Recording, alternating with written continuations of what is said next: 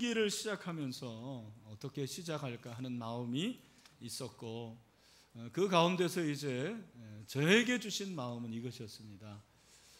우리 신일교회 성도들이 저를 비롯한 여러분 모두가 이제 3기 6년 동안 정말 지금보다 더 깊은 영성의 사람들이 되시기를 주님의 이름으로 축원합니다. 아멘이죠? 네. 그리고 그 영성을 내가 뭐 대단한 사람이다 이렇게 드러내는 것이 아니고, 우리의 영성을 더 낮은 것으로 정말 연약하고 불쌍하고 가난한 자들을 위해서 섬길 수 있는 그런 섬김의 또한 사람이 되기를 주님의 이름으로 축원합니다. 그래서 주제가 이제 여기 나오는데, 지난주에 못 오신 분들을 위해서 제가 서비스로 함께 또 읽어보도록 하겠습니다. 표 주제를 시작. 더 영성으로, 더 낮은 것으로. 할렐루야. 오늘 우리가 읽은 이 본문은 예수님이 요단강에서 세례를 받으신 사건입니다. 이제 공간복음, 마태, 마가, 누가죠. 그 공간복음에 이제 공통적으로 이 세례 사건이 기록이 되어 있습니다. 그만큼 중요하다라는 거죠. 그만큼 중요하다라는 거예요. 근데 예수님의 세례의 사건이 어떻게 시작이 됩니까? 오늘 본문에 보니까 이때부터 시작이 되는 거예요. 이때가 언젠가? 이때라는 것은 사실은 그 앞에 있는 때예요. 우리가 성경을 볼 때 항상 전후 문맥을 봐야 됩니다. 이때라는 것은 그 앞의 내용인데, 앞에 어떤 내용이 있습니까? 세례 요한의 사역이 나와요. 그래서 세례 요한이 광야에서 회개하라 천국이 가까웠느니라 회개를 선포합니다. 그 회개의 메시지를 듣고 누가복음 3장 같은 데 보면 세리들이, 군인들이 와가지고, 그러면 우리는 어떻게 살아야 됩니까? 회개죠. 사실 내가 어떻게 살아야 되겠습니까? 그런 영적인 각성이 일어납니다. 그리고 많은 사람들이 요한에게서, 세례 요한에게서 세례를 받으려고 어디로 오는 거예요? 요단강으로 그렇게 몰려오게 됩니다. 여러분, 그러니까 많은 사람들의 관심이 누구에게 쏠리겠습니까? 세례 요한이죠. 당연하죠. 세례 요한이 메시아인 것 같다. 참 세례 요한 대단하다. 세례 요한에게 집중이 되는 거예요. 누구에게? 세례 요한에게. 바로 그럴 때 예수님이 등장하신 거예요. 여러분, 우리는 예수님에 대해서 익히 잘 알므로 예수님의 등장이 전혀 낯설지 않아요. 굉장히 낯이 익습니다. 그러나 여러분, 상상해 보면 2000년 전에 그 당시 갈릴리에 있는 유대인들은 예수님에 대해서 알았어요? 몰랐어요? 거의 몰랐죠. 왜? 나사렛 그야말로 촌입니다. 촌. 시골이에요. 그 시골 출신의 평범한 목수의 아들, 요셉의 아들 아닙니까? 평범한 젊은이였죠. 그의 나이 몇 살입니까? 30, 약관의 나이입니다. 누가 알아요? 그러니까 이때라는 것은 그렇게 세례 요한이 각광을 받고 집중을 받을 그때에 예수님이 공식적으로 등장을 한 거예요. 바로 그때가 이때를 말하는 거예요. 그때라는 것은 그때, 정해진 때입니다. 그냥 우연의 때가 아니에요. 세월이 흘러서 그냥 우연의 때에 예수님이 세례 요한에게 나타난 것이 아니라는 것입니다. 예수님이 이때에 오신 것은 하나님의 구원의 계획의 때입니다. 그리고 하나님의 시간표 안에서 정해진 때를 가리킵니다. 이미 수백 년 전에 구약의 선지자들이 이 예수가 오실 것을 예언했어요. 그 예언한 그대로 예수님께서 이스라엘을 구원할 메시아로 오셨습니다. 바로 이때라는 거예요. 여러분, 이때에 예수님이 갈릴리에서 요단강으로 오셔서 세례 요한에게 뭐라고 말씀하십니까? 나에게 세례를 베풀라. 아니, 이런 일이 어디 있습니까? 세례 요한이 화들짝 놀라면서 어떻게 제가 예수님에게 세례를 베풀 수가 있습니까? 예수님이 저에게 세례를 베풀어야죠. 여러분, 그게 맞는 거 아닙니까? 그러나 예수님께서는 뭐라고 말씀하십니까? 15절 말씀, 여러분 다 같이 한번 읽어보도록 하죠. 시작. 예수께서 이제 허락하라. 우리가 이와 같이 하여 모든 의를 이루는 것이 합당하니라 하시니 이에 요한이 허락하는지라. 아멘. 여러분, 여기 보면 이제라는 말은 즉시예요. 지금 허락하라. 누가 누구에게 명령하는 거예요? 세례 받을 자가 세례 줄 자에게 명령합니다. 여기서 허락하라라는 것은 명령입니다. 예수님이 이렇게 명령하실 수 있는 근거가 무엇일까요? 예수님에게는 하나님이 주신 권위가 있었기 때문입니다. 여러분, 예수님의 권위는 하나님이 주신 권위였습니다. 메시아적 권위입니다. 그는 하나님의 아들입니다. 하나님의 아들로서 메시아적 권위로서 나에게 세례를 베풀라고 그렇게 명령을 하셨습니다. 이에 요한이 허락하죠. 예수님에게 세례를 베풉니다. 역사적인 순간입니다. 예수님이 하나님의 아들임에도 불구하고 왜 세례를 받으셔야만 했나? 그 이유가 예수님의 답에서 찾게 됩니다. 15절 말씀, 이와 같이 하여 모든 의를 이루는 것이 합당하니라. 아멘. 여기 모든 의라는 것은, 이 의는 우리가 알고 있는 그런 불의의 반대의 의가 아니에요. 여기서 의라는 것을 다른 말로 하면 어떤 말이겠습니까? 따라합시다. 구원. 뭐라고요? 세례 요한이 예수님에게 세례를 베풀고 예수님이 세례를 받는 것이 구원을 이루는 것이라고 말씀하시는 것입니다. 왜 그렇습니까?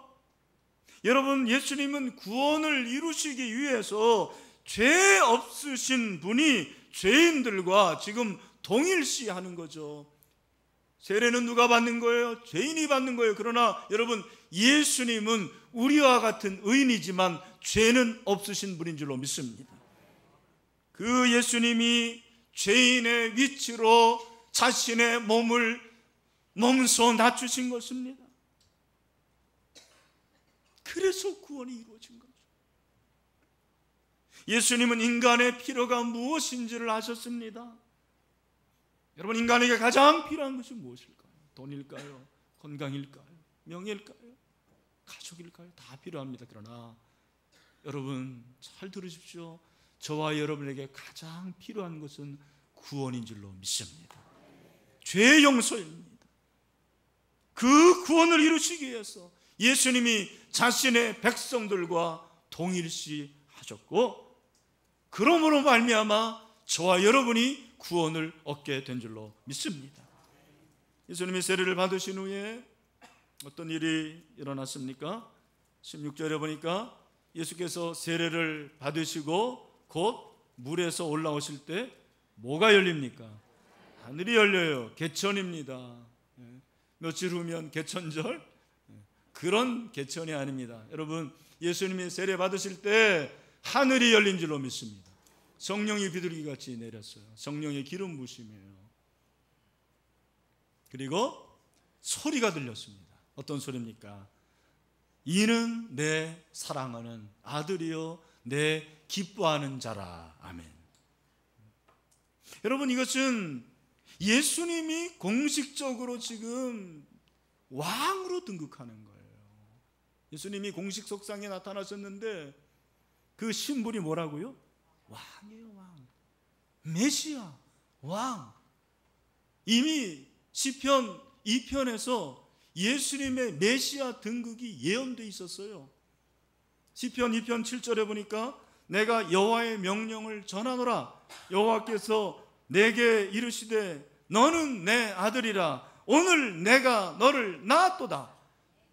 여러분, 이 말씀이 이미 예수를 통해서 이루어진 줄로 믿습니다.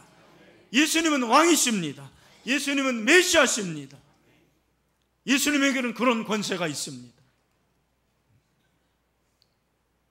저는 이 말씀을 보면서 왜 하나님께서 예수님이 공생의 사역을 시작하시기 전에 성령이 비둘기같이 임하도록 하셨을까? 왜 예수님이 공생애를 시작하시면서 하늘에서 이런 음성을 들려주실까라는 그런 질문을 한번 해봤습니다. 이게 멋있으라고 그러는 거예요? 그냥 뭐 세레모니 이벤트일까요? 어떻게 생각하십니까? 여러분, 성령이 그렇게 비둘기같이 임하고 하늘에서 소리가 들리는 그것을 그 요단강에 있는 모든 사람들이 다 보고 들었을 거예요. 왜 그렇게 하신 거예요? 이유가 있습니다. 그들로 하여금 예수 그리스도에게 집중하게 하기 위함입니다. 예수 그리스도에게 집중하라는 거예요. 여러분, 이 본문은 왕으로서의 예수님의 등극이라고 말씀을 드렸습니다. 예수 그리스도가 왕으로 지금 등극하는 거죠. 지금까지는 모든 사람들의 관심과 집중이 누구에게 집중되었다고요? 세례 요한. 세례 요한이 스포트라이트를 받았습니다. 세례 요한이 주인공인 것 같았어요. 세례 요한이 메시아인 것 같았습니다. 그런데 예수님이 나타나셔서 세례를 받을 때 성령이 비둘기같이 임하고 하늘의 소리가 들림으로 모든 사람들이, 모든 인류가 깨닫게 되는 거예요. 그 깨닫는 게 무엇입니까? 예수 그리스도가 이 인류의 주인공이 되시고 역사의 주인공이 되시는 분이다. 할렐루야. 그걸 알라라는 거예요. 예수 그리스도의 중심의 역사가 시작이 되는 거죠. 사랑하는 성도 여러분, 그렇습니다. 인류 역사의 주인공은 예수 그리스도이십니다. 모든 영광을 받으실 분도 예수 그리스도이십니다. 우리가 집중해야 될 분도 예수 그리스도이십니다.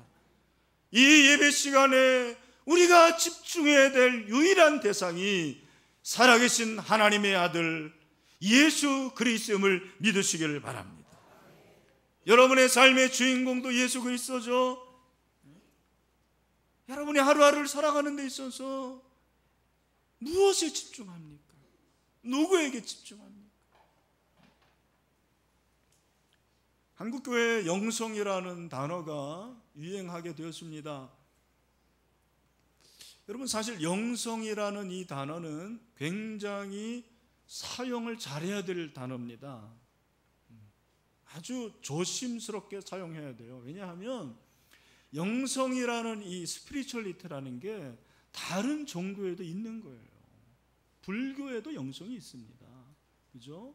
그리고 회교에도 영성이 있고요.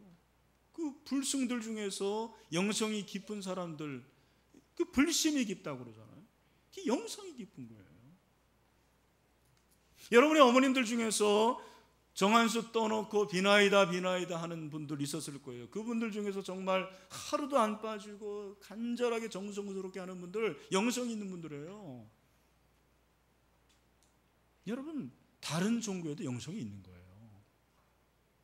그러면 목사님, 그 영성과 목사님이 말씀하시는 성경이 말하는 영성, 기독교의 영성이 뭐가 다릅니까? 이런 질문이 생기게 됩니다. 여러분, 기독교의 영성은 다른 것이 아닙니다. 기독교의 영성은 예수 그리스도를 우리가 점점점 닮아가고 예수 그리스도 중심으로 되는 것이 기독교의 영성입니다. 누구 중심이에요?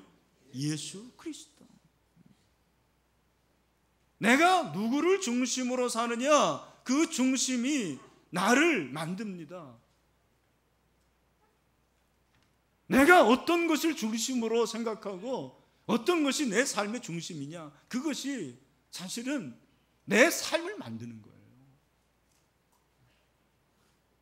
여러분, 사도 바울이 얼마나 깊은 영성의 사람입니까? 그 사도 바울이 뭐라고 말하죠? 빌립보서 1장 20절 21절에서 놀라운 고백을 하고 있어요. 제가 한번 읽어보겠습니다. 나의 간절한 기대와 소망을 따라 아무 일에든지 부끄러워하지 아니하고 지금도 전과 같이 온전히 담대하여 살든지 죽든지 내 몸에서 그리스도가 존귀하게 되려 하나니 이는 내게 사는 것이 그리스도니 죽는 것도 유익함이라. 아멘. 여러분, 이 말씀에 보니까 내 삶에서 누가 존귀하게 된다고요? 예수 그리스도. 누가 존귀하게 된다? 예수 그리스도. 예수 그리스도가 존귀하려 되느니 내게 사는 것이 이제는 그리스도고 나는 죽어도 괜찮다고 그렇게 말하는 거예요. 여러분, 제가 한 2개월 동안 이렇게 교회를 떠나 있으면서 참 여러 가지 유익이 있지만 제가 무슨 책을 많이 연구하고 뭘 많이 얻는 것보다도 저의 어떤 그 경험이 참 중요한 것 같아요. 그 경험이 뭐냐면 평신도의 경험을 내가 좀 해보는 거예요. 네? 그렇다고 해서 평신도 된 건 아니고, 네. 그 코네티컷 한인교회에 제가 등록을 안 했어요. 그러나 새벽기도도 늘 제가 나가고, 어떤 때는 목사님이 저에게 문도 닫아달라고 부탁하고, 그 사역을 하다 왔어요. 설교도 하고. 근데 제가 평신도로서 살아보니까요, 깨달은 게 뭐냐면 여러분들이 오늘 주일 예배 온 게 전부는 아니지만 대부분 제정신이 아닌 상태로 오겠더라고요. 보니까. 여러분 그렇지 않습니까? 아침에 겨우 일어나가지고 성가대 준비 시간 얼마나 빨라요. 왜 이렇게 일주일은 빨리 오는지 와야 되고, 아이들 깨워야죠. 보면은 애들도 교회 안 가겠다라는 거를 겨우 이렇게 달래가지고 엄마가 내일 햄버거 사줄 테니까 꼭 가자. 또 헌금 주고, 또 여러분 그냥 옵니까? 헌금 챙겨야 되고, 그리고 또 여기 사역하시는 분들도 많이 있죠. 그러니까 여기 앉아서는 무슨 생각하냐면 예배 끝나면 나 뭐 해야 되는데. 제가 보니까요, 예배 시간에 지각하지 않고 오는 게 기적이더라고요. 보니까 참 예배 시간에 일찍 오시는 분들 정말 존경합니다. 목사인데도 평신도가 되어 보니까 일찍 가는 거 쉽지 않더라고요. 여러분, 전 세계를 봐도 한국교회 성도들처럼 이렇게 열심히 있는 성도들이 없어요. 여러분 별로 수긍을 안 하시는 그런 자부심을 가지죠. 정말입니다. 근데 한 가지, 우리가 이렇게 열심히 있는데도 어찌하여 한국교회는 이렇게 됐을까요? 참 이게 아이러니한 사실 아닙니까? 모이면은 교회 세우고, 그 이민교회 성도들도 밤 늦게까지 일하고 투잡 갔는데도 아침에 또 일어나서 새벽기도 옵니다. 세금 내야 되고 나갈 게 얼마나 많아요. 비리그램한테 가지고 빌빌빌 하다가 죽는다잖아요. 그런데도 11조 드리고, 시간 없는데도 그렇게 주차 봉사하고, 그런 성도들이 얼마나 많으죠. 한국에도 그런 성도들이 많아요. 근데 왜, 어찌하여 한국교회가 이렇게 땅에 떨어졌습니까? 저는 다른데 이유가 있는 것이 아니고 저와 여러분이 예수 그리스도를 중심으로 살지 않기 때문이라고 생각합니다. 말로는 예수 그리스도 중심으로 살아요. 중심 대신 예수 그리스도 외우고, 예수 그리스도 내가 그분을 위해서 삽니다 하지만 그렇지 않다라는 거예요. 목사들도 교회 성장이 중심이죠. 교회 건물 세우는 것이 중심이 되는 거예요. 예수 그리스도가 중심이 되어야 됩니다. 돈이 중심이 되고, 내 장래가 중심이 되고. 여러분, 목회자들만 그렇습니까? 평신도들은 그렇지 않나요? 어느덧 돈이 중심이 됩니다. 사업이 중심이 되고요, 자식이 중심이 되고, 자식 결혼 잘 시키는 거 중심이 되고, 성공하는 거 중심이 되고, 어느덧 우리가 변질이 된 거예요. 초점을 잃은 거예요. 중심 대신 예수 그리스도입니다. 예수님이 그냥 변두리의 존재입니다. 액세서리.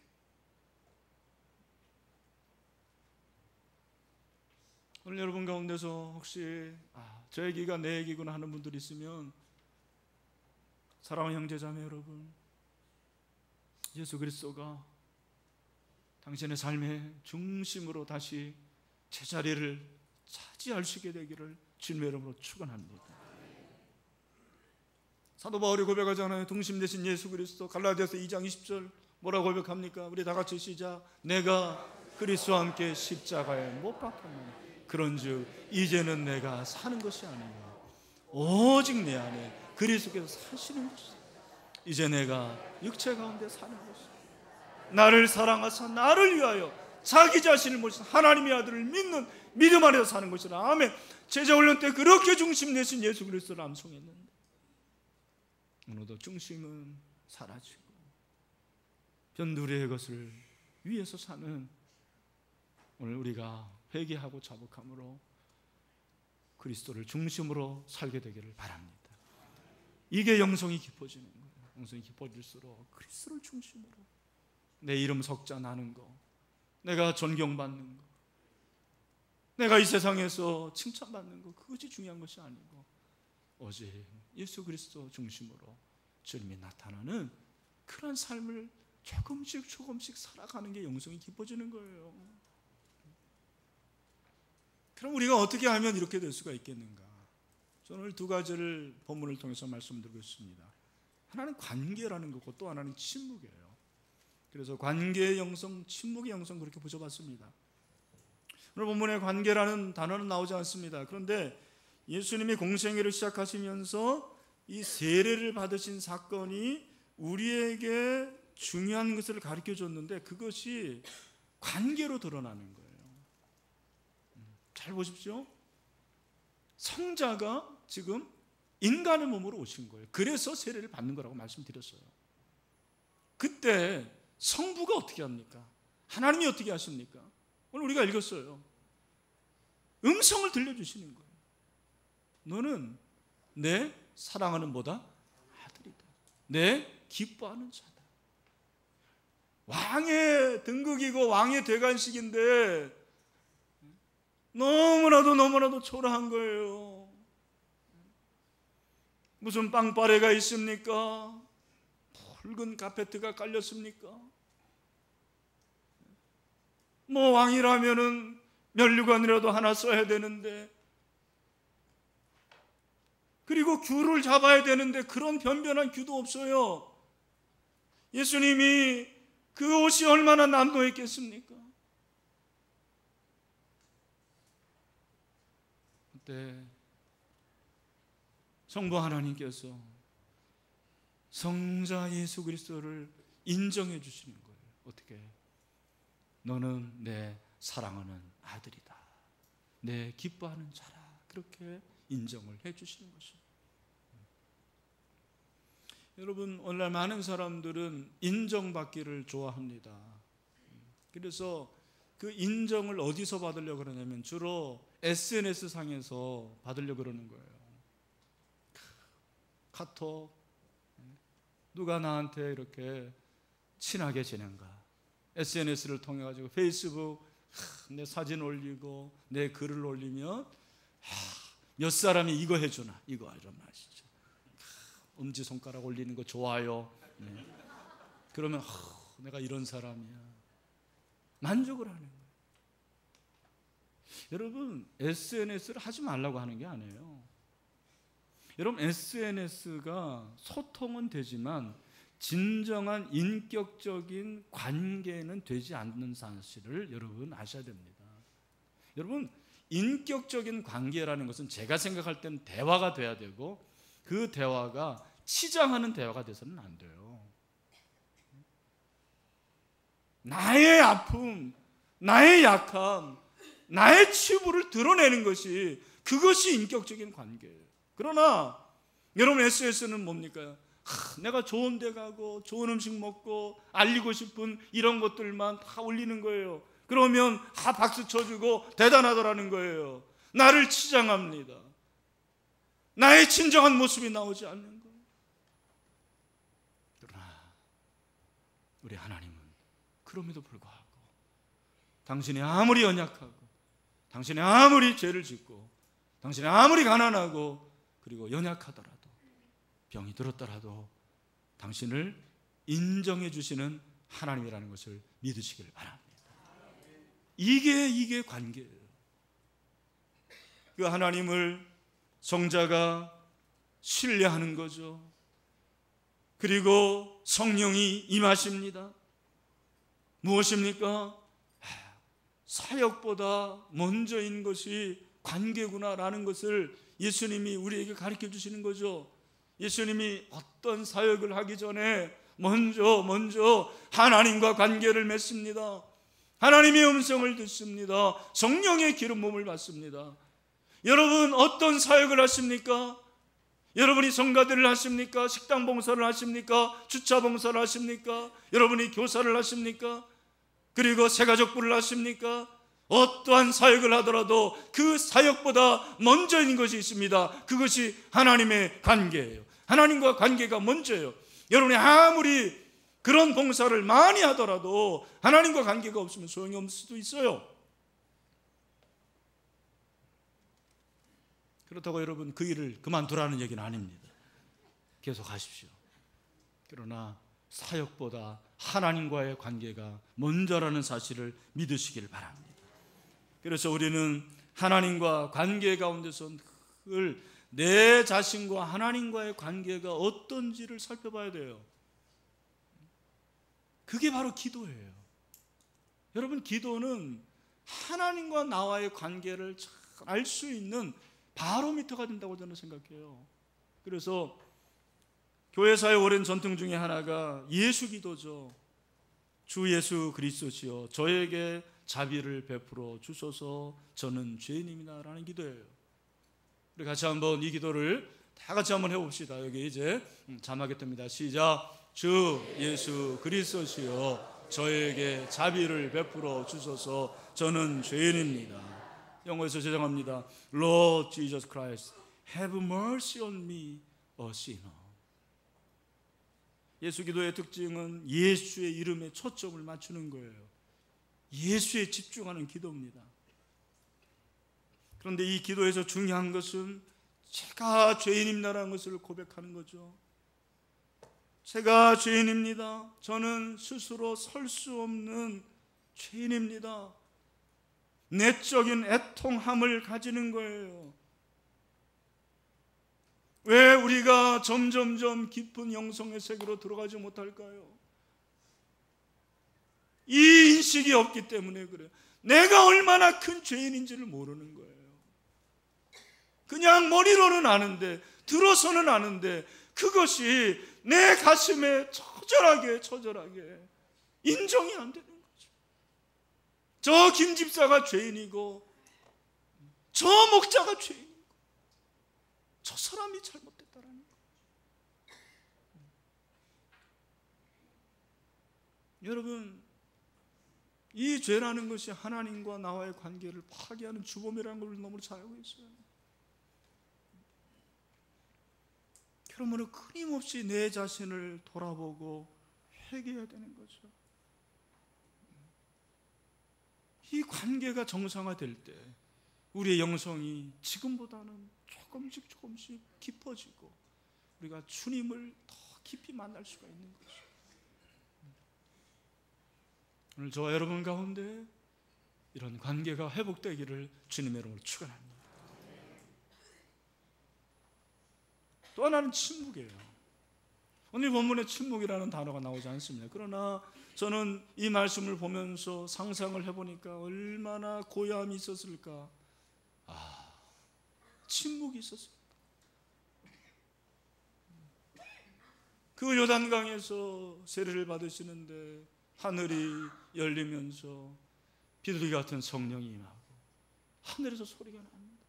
많은 사람들이 그 광경을 아마 숨도 안 쉬고 숨도 못 쉬고 쳐다봤을 거예요. 그 광경을 숨도 쉬지 않고 보았을 거예요. 그때 하나님은 예수님을 광야로 이끄세요. 더 더 큰 침묵으로 이끄십니다. 저는 오늘 본문에서 침묵을 발견합니다. 우리가 잘 아는 대로 웅변은 은이지만 침묵은 금이라는 말이 있어요. 여러분, 다윗은 젊은 시절에 온통 사막에서 보냈습니다. 정말 혈기가 얼마나 대단한 젊은 시절이었을까요? 도시의 그 화려함이 얼마나 그리웠을까요? 그러한 시기에 그는 혼자 광야에 머물렀습니다. 여러분, 시편을 보면 광야에서 지은 시들이 나오는데 다윗이 사막이라는 사막은 다 돌아다녔는데 도대체 내가 왜 이렇게 사막을 돌아야 되는지 이유를 모르는 거예요. 단 한 가지 이유가 있다면 노래 때문에. 사울은 천천히요, 다윗은 만만이다라는 그 노래 하나 때문에 다윗이 그렇게 사울의 미움을 받아가지고 사막을 돌아다니는 것입니다. 근데 그때 그가 시를 지었는데 그 중에 시편 63편 1, 2절에 시가 있어요. 우리 다 같이 한번 이 말씀을 읽어보겠습니다. 시작. 하나님이여, 주는 나의 하나님이시다. 내가 간절히 주를 찾되 물이 없어 마르고 황폐한 땅에서 내 영혼이 주를 갈망하며 내 육체가 주를 앙모하나이다. 내가 주의 권능과 영광을 보기 위하여 이와 같이 성소에서 주를 바라보았나이다. 아멘. 여러분, 이 시를 읽어보니까 이 말씀에서 반복되는 단어를 발견합니다. 그게 뭐예요? 주예요, 주. 그 사막에서 그가 할 수 있는 건 침묵밖에 없는데 그 침묵 가운데서 그 침묵이 어떻게 만들었냐면 다윗으로 하여금 하나님을 바라보게 만드는 거예요. 자기를 낳아준 부모도 아니었습니다. 형제도 아니었습니다. 돈도 아니었습니다. 주를 바라보게 만들었어요. 여러분, 침묵 자체가 대단한 건 아니에요. 잘 들으십시오. 여러분, 침묵 자체가 대단하다면 불교의 명상이 대단한 거예요. 여러분, 침묵이 중요한 것은 침묵이 우리에게 주는 유익 때문에 그렇습니다. 왜 침묵이 필요할까? 그 침묵을 통해서 누구를 바라보는 거예요? 예수 그리스도를 바라보는 거예요. 그런 의미에서 여러분들이 침묵의 기도를 할 필요가 있어요. 여러분, 침묵의 기도는 우리가 필요한 것들을 말씀드리기 위해서 하는 기도가 아니에요. 하나님이 나에게 필요한 말씀을 듣기 위해서 침묵 기도를 하는 거예요. 네. 여러분, 우리 한국교회 개신교가 언제부터인지 이 침묵을 거부하게 됐어요. 잘 보십시오. 교회 예배도 잠시 잠깐의 포즈, 그 잠시 잠깐의 그 사이 3초, 4초를 견디지를 못하고요, 계속해서 뭔가를 보여줍니다. 계속해서 뭔가를 들려줘요.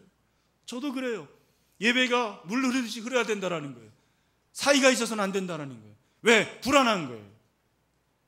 근데 여러분들도 예배를 드릴 때 대부분이 그렇습니다. 그냥 예배를 기계적으로 드려요. 찬송가 부릅시다 그러면은 요즘에는 찬송가 피지도 않죠. 왜? 자막으로 다 보여주니까. 성경책 읽읍시다. 성경책 읽는 사람도 별로 없어요. 아주 기계적으로 그냥 따라하는 거예요. 로봇 같아요. 이런 말 죄송합니다. 정말 로봇 같다라는 생각이 듭니다. 거기에 하나님과의 관계와 만남이 얼마나 있습니까? 성가대들도 그냥 나와서 하는 거죠. 그렇지 않아요? 성가대들? 그렇게 예배드리고 여러분이 미안하니까 돈 내고 가는 거예요. 그게 헌금이죠. 구경하고 가는 거예요. 생각할 여유가 없어요. 예수 그리스도를 생각할 여유가 없습니다. 제가 최근에 어떤 목회자 모임에 갔는데 그 목사님이 한 번은 주일날 주보의 설교 제목을 공란으로 남겼어요. 설교 다 한 다음에 성도들로 하여금 설교 제목을 한번 정해보라고 그랬대요. 제가 일리가 있다고 그랬어요. 여러분, 설교를 생각하면서 듣습니까? 예수 그리스도를 생각하면서 들으세요. 정말 그리스도가 이 안에 있구나, 말씀 안에 그리스도가 계시구나, 그런 생각이 드십니까?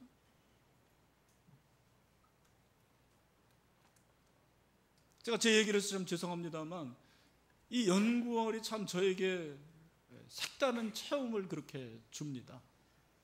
아까 평신도의 경험도 그렇지만 제가 이번에 이제 혼자 오랫동안도 아니죠, 사실 한 달 반 있었는데 제가 깨달은 게 뭐냐면 밥때가 너무 빨리 돌아온다라는 거예요. 아침 먹고 이제 설거지하고 도서관 가잖아요. 그러면은 벌써 설거지하면서 점심은 뭐 먹지? 점심 먹고 나서 저녁은 또 뭐 먹어야 되지? 제가 정말 이 얘기 꼭 하고 싶었어요. 제 아내가 존경스럽더라고요, 보니까. 우리 여기 남편들 오늘 꼭 숙제입니다. 집에 가서 여러분의 아내에게 감사하다고 표현하시길 바랍니다. 여러분 앞에 식탁에 때마다 음식이 오는 것은 기적인 줄로 믿습니다. 3분은 아멘도 안 하네, 남자들은. 까니 꺼가지고. 근데 여러분, 그것도 한 1, 2주일 지나니까 할만하더라고요. 조리도 하고 막 저도 스파게티도 만들어 보고 오믈렛도 만들어 보고. 제가 좀 요리사에 좀 이렇게 자질이 좀 있는 것 같아요. 맛은 없지만. 근데 정말 힘든 게 뭐였냐면 밤에 혼자 있는 게 제일 힘들더라고요. 여러분, 밤에 혼자 있으니까 침묵하게 돼요. 어려워요. 유혹들이 있습니다. 제가 이 유혹에 대해서는 다음 주에 말씀드릴 거예요.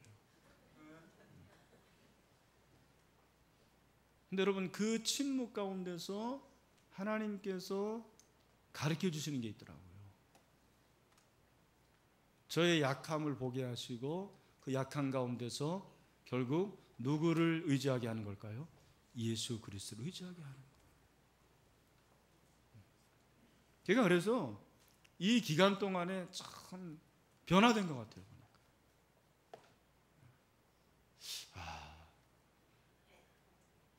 교회 안에요, 통성기도가 어려운 성도들이 참 많은 걸 발견했어요. 우리 한국 교회는 통성기도 못하면 B급 크리스천으로 이렇게 취급하잖아요.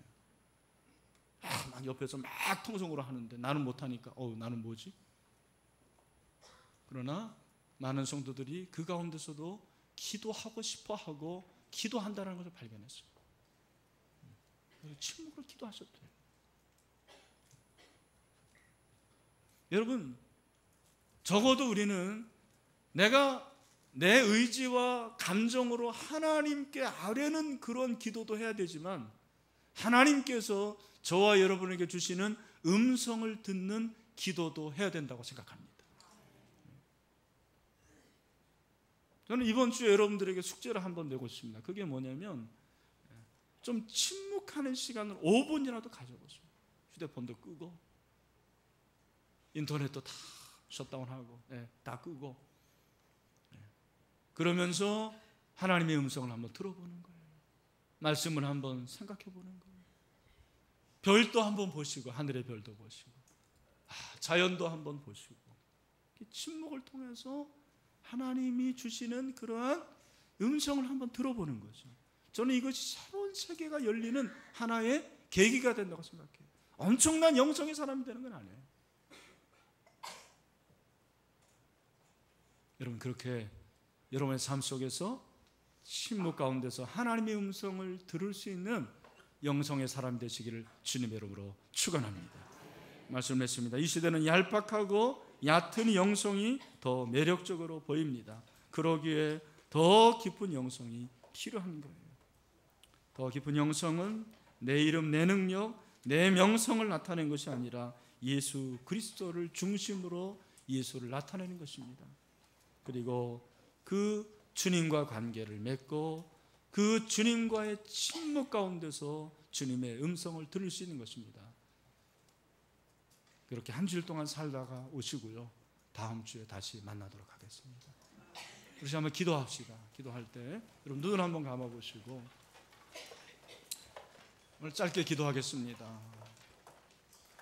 여러분의 그 어깨, 무거운 어깨를 한번 가볍게 하시고요, 짊어진 그런 짐들을 다 십자가 앞에 한번 내려놓으시길 바랍니다. 돈, 직업, 자녀, 질병, 부채, 가난, 불화, 얼마나 많은 짐들이 있습니까? 한번 좀 이 시간에 여러분 그런 것들을 다 좀 이렇게 잊어버리세요. 한 1, 2분이라도. 그리고 우리가 정말 하나님의 사람으로서, 예수 그리스도 중심으로 사는 사람으로 주님을 한번 묵상합시다. 주님, 저에게 오시고 제가 주님 안에 거하기를 원합니다. 주님, 저에게 지금 필요한 것이 무엇입니까? 말씀하여 주시옵소서. 그 음성 들었으면 좋겠고요. 우리 한 1, 2분 침묵하는 가운데서 하나님과 조금은 지금보다는 더 깊은 그런 관계를 갖는 그런 시간이 됐으면 좋겠어요. 우리 비전홀에서도 또 우리 영화부 엄마 아빠들도 좀 아이들이 있지만 잠시 좀 내려놓으시고 그렇게 묵상하는 시간이 됐으면 좋겠습니다. 기도합시다.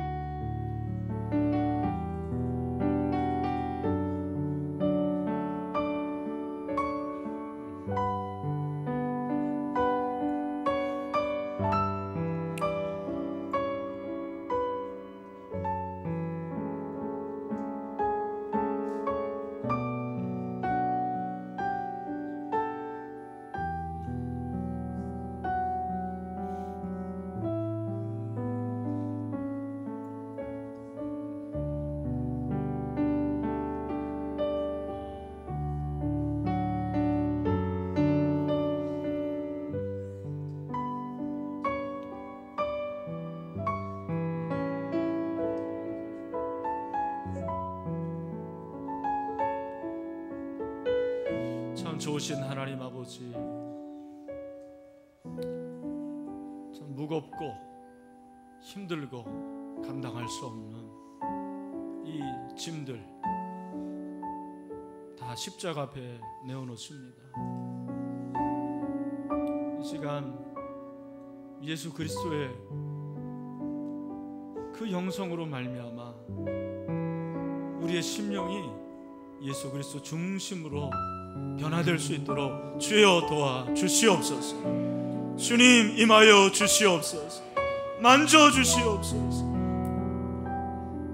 죄를 씻어 주시옵소서. 회복되게 하시고 치유되게 하시고 씻어 주시고 치유되기를 원합니다. 우리의 이 겉껍데기를 벗어버리게 하시고 주님과 독대하게 하시고 주님과 깊은 관계를 맺고 침묵 가운데서 지금 나에게 필요한 것이 무엇인지 말씀하여 주시옵소서. 그 음성 듣기를 원합니다. 혹시 이 시간에 듣지 못한 심령들 한 주일 동안 살면서 그렇게 주님과 관계를 깊이 맺고 좀 하루에 한 번이라도 침묵하는 가운데서 주님의 음성을 듣고 다음 주에 올 수 있도록 도와 주시옵소서. 예수님의 이름으로 기도하옵나이다. 아멘. 이제는 우리 주 예수 그리스도의 은혜와 하나님 아버지의 크신 사랑과 보혜사 성령님의 교통하심, 위로하심이 오늘 이 말씀을 통하여서 더 깊은 영성으로 예수 그리스도 중심으로 살기를 원하는 모든 성도들 가운데 영원토록 함께 하시기를 간절히 죽어나옵나이다. 아멘.